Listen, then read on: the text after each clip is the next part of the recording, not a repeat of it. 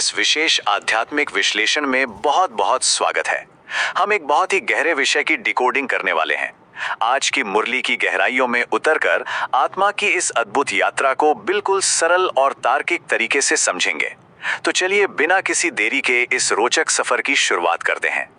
मुरली का एक बहुत ही दिलचस्प और मुख्य आधार है जो कहता है, सृष्टि के आदि मध्य अंत की नॉलेज मिली है। जरा कल्पना कीजिए, एक आत्मा के रूप में पूरे ब्रह्मांड के इतिहास को, उस पूरे कॉस्मिक टाइमलाइन को अपनी चेतना में समेट लेना।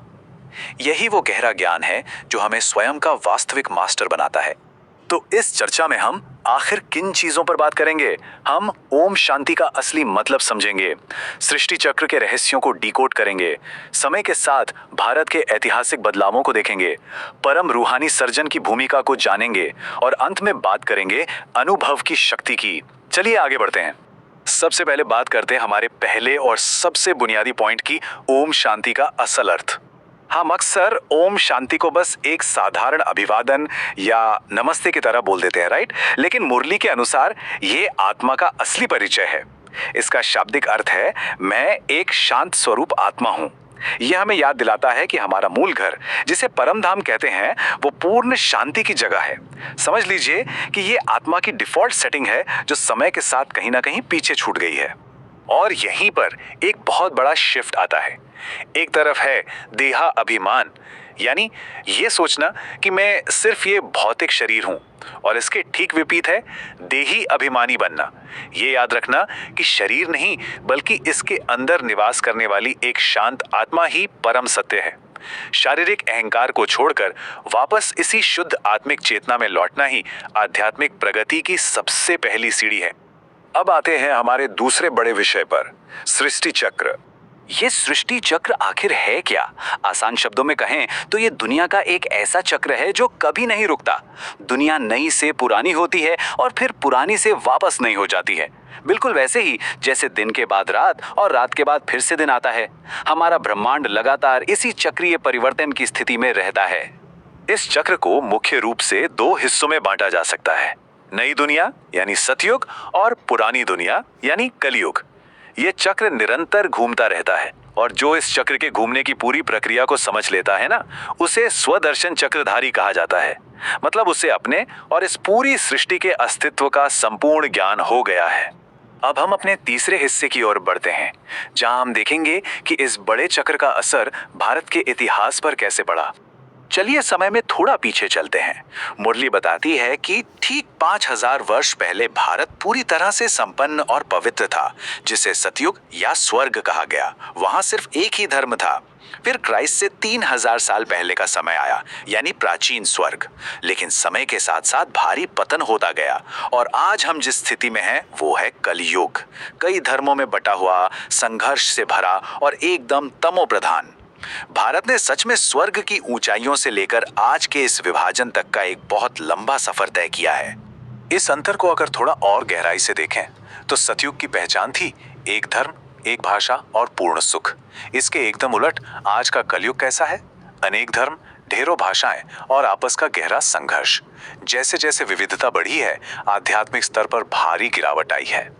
तो इन सब बातों के बाद एक बहुत ही लाजमी सा सवाल दिमाग में आता है, एक आत्मा जो आज इतनी विकारी या तमो प्रधान हो चुकी है, वो फिर से पूरी तरह पवित्र कैसे बन सकती है?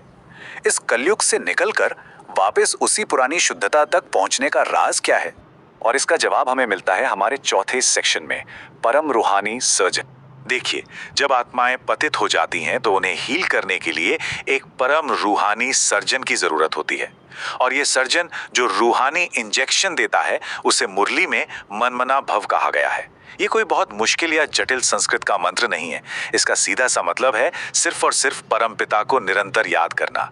इसी याद से आत्मा के पाप नष्ट होते हैं और वो फिर से पावन बन जाती है। इस आध्यात्मिक पदानुक्रम को समझना बहुत जरूरी है। ये शुरुआत होती है निराकार परम पिता शिव से। फिर वे प्रजापिता ब्रह्मा में प्रवेश करते हैं। उनके द्वारा वे आत्माओं को अपना बनाते हैं जो ब्राह्मण कहलाते हैं, और यही ब्राह्मण आगे चलकर देवता बनते हैं। एक बहुत ही दिलचस्प और जरूरी बात यहाँ ध्यान देने वाली है। अगर हम इन आध्यात्मिक देवी देवताओं के चित्रों को देखें तो वे हमेशा पूरे और बेहद शालीन कपड़ों में नजर आते हैं। ये कोई साधारण डिजाइन चॉइस नहीं है।